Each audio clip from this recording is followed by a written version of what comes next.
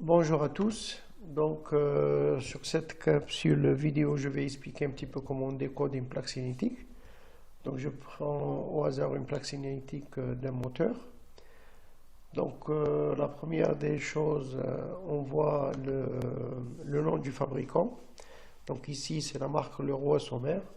C'est un fabricant français et il fait partie des grands fabricants mondiaux. On peut trouver aussi comme quoi c'est une indication comme quoi c'est un moteur asynchrone. Avec rotor en court-circuit, on peut trouver aussi avec cage d'écureuil. Et ici, c'est la norme NFC 5111 et je pense qu'elle est plus d'actualité. On peut trouver aussi le type, c'est surtout la référence, on va dire, dans le catalogue de Leroy-Somer.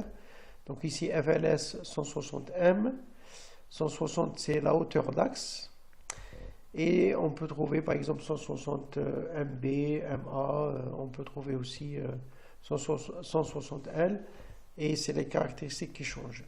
Donc là, ici on a la référence du moteur. Alors si je prends la fiche technique de Leroy-Somer, on voit bien qu'il y a plusieurs types de moteurs. Voilà. Et les chiffres ici, c'est la hauteur d'axe. Et de plus, quand on choisit le moteur, bon, c'est pas dans le programme de terminal, peut-être en BTS. Quand on choisit un moteur, on regarde par exemple les pattes de fixation, là ici au sol. Là, par exemple, c'est patte au mur, donc c'est comme une perceuse, etc., etc. Donc ça rentre dans le choix. Vous allez le faire peut-être en BTS. Ici, on a une petite indication comme le poids, ça veut dire 115 kg. Ici, c'est un moteur triphasé, d'accord? Donc on doit l'alimenter avec phase 1, phase 2, phase 3, c'est-à-dire en triphasé. Ça, c'est la fréquence 50 Hz parce que le moteur il génère un champ magnétique. Et ici, pour dire que le champ magnétique il va tourner 50 tours par seconde. On peut trouver des moteurs qui sont alimentés ou qui peuvent tourner en 60 Hz. Ça, c'est par exemple les moteurs américains ou les anglophones. Vous avez IP55, donc généralement les moteurs c'est IP, c'est indice de protection 55. Je vais prendre un tableau, je le trouve dans les notices d'un moteur. La majorité des moteurs c'est IP55. Alors le premier chiffre c'est la protection contre les corps solides. Donc ici le 5 ça veut dire protéger le moteur contre les poussières et pas de dépôt nuisible, c'est-à-dire puisque les moteurs ils sont utilisés dans les usines et dans les usines il y a beaucoup de poussière, beaucoup de saleté. Le deuxième chiffre concerne les protections contre les liquides et là on vous dit le moteur il est protégé contre les jets d'eau dans toutes les directions. Voilà. Donc ici la classe d'isolation F, donc ça veut dire c'est la classe de température, c'est l'échauffement possible. On a tout un tableau, il est là sur cette documentation. Donc on voit sur cette documentation un tableau, les classes d'isolation. Donc le F, on est là, ici. Le F, on est là. Et on voit par exemple la valeur maximum 55 degrés. Ça veut dire les enroulements ils peuvent supporter jusqu'à 55 degrés et on peut garantir, ou le constructeur peut garantir un fonctionnement optimal jusqu'à 155 degrés. Et après on voit par exemple la température ambiante ici c'est 40 degrés. Donc température ambiante 40 degrés c'est la température de fonctionnement. Au-delà on peut le déclasser le moteur, ça veut dire il va avoir une puissance minimum parce qu'il y aura beaucoup de pertes. En fait, déclasser le moteur, il faut déclasser le moteur. Ça veut dire, on sait que si la température ambiante augmente, le moteur il va s'échauffer et on aura plus de pertes. Donc, et on peut avoir une espérance de vie. Si on utilise souvent le moteur dans une température au-delà de la température acceptée, il ne va pas durer longtemps. Voilà.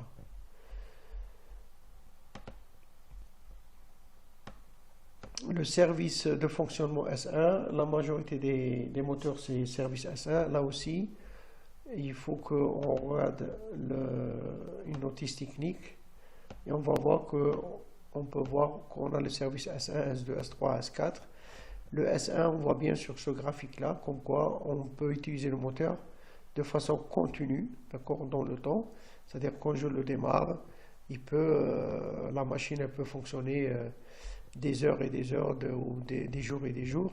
Alors que ici, le service temporaire, on peut dire par exemple à une fréquence, le moteur je vais l'utiliser 1 heure par jour, ou 1 heure par semaine, ou 1 heure par mois, ou un jour par mois. Voilà. Donc c'est des fréquences indéterminées. On peut avoir aussi intermittent périodique S4. Mais bon, la majorité des moteurs c'est un service continu S1.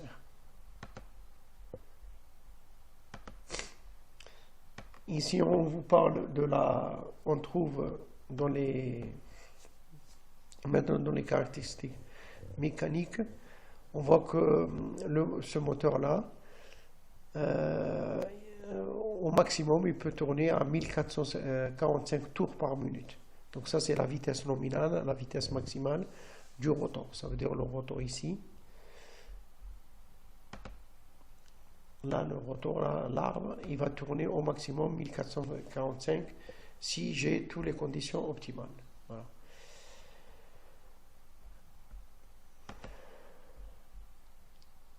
Après, c'est lié, la vitesse qu'on vient de voir, 1445, elle est liée à la puissance, parce que ça, c'est une puissance mécanique, c'est la puissance générée par le moteur.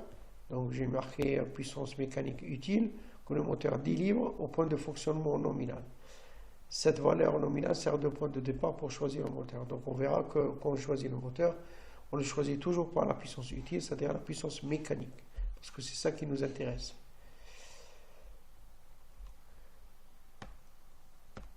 Là, c'est simplement la puissance, la même puissance qui est donnée ici en kilowatts. Là, elle est donnée en cheval. Donc ça veut dire que c'est un moteur ancien. À l'époque, on avait l'unité aussi, le cheval. Donc un cheval, c'est à peu près 736 watts. Le COSFI, c'est une partie, c'est un point important.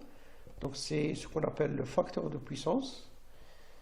Et le phi, c'est simplement le déphasage angulaire entre la tension au bord d'un enroulement et l'intensité du courant qui traverse l'enroulement. Ce qu'on peut dire, c'est qu'on aimerait bien avoir un COSFI qui va tendre vers le 1, c'est-à-dire un COSFI 1. Il n'y a pas de déphasage, le déphasage il est nul, et du coup il est mieux au niveau rendement, au niveau puissance. D'autres paramètres électriques, c'est le rendement, donc 87%, donc 87 c'est 87%. Le rendement il est défini par ce qu'on appelle la puissance, c'est le rapport entre deux puissances, la puissance de sortie, ici c'est la puissance mécanique utile, sur la puissance absorbée. Ici la puissance absorbée elle n'est pas donnée, elle n'est jamais donnée, la puissance qui est donnée ici c'est toujours la puissance mécanique. Et si j'ai envie de calculer la puissance absorbée, la formule c'est racine de 3 U fois I fois cos phi, et on verra quel U on va utiliser. En fait, si je couple le moteur en étoile, et bien ici 380 ça sera la valeur U, et I ça sera le 22,9 ampères.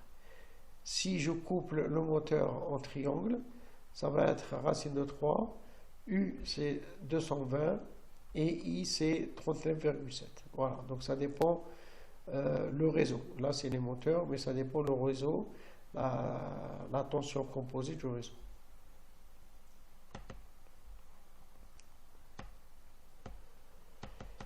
Donc ici, je viens d'expliquer, donc par rapport au couplage, il y a une règle couplage. On vous dit toujours, dans un moteur, si vous n'avez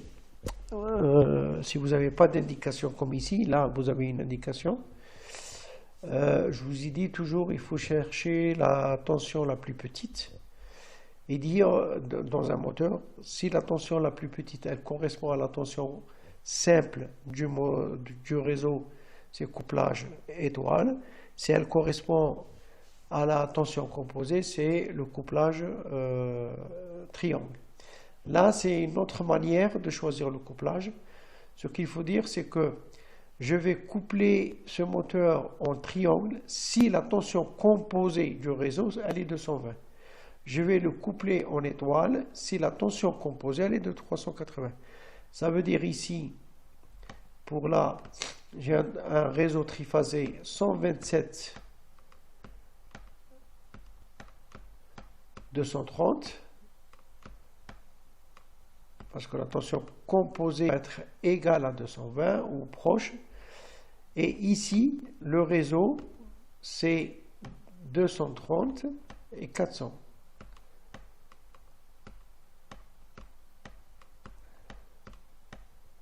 Voilà. Donc ça, c'est le réseau.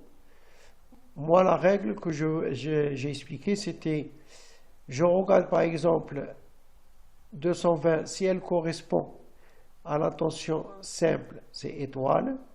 Si elle correspond à la tension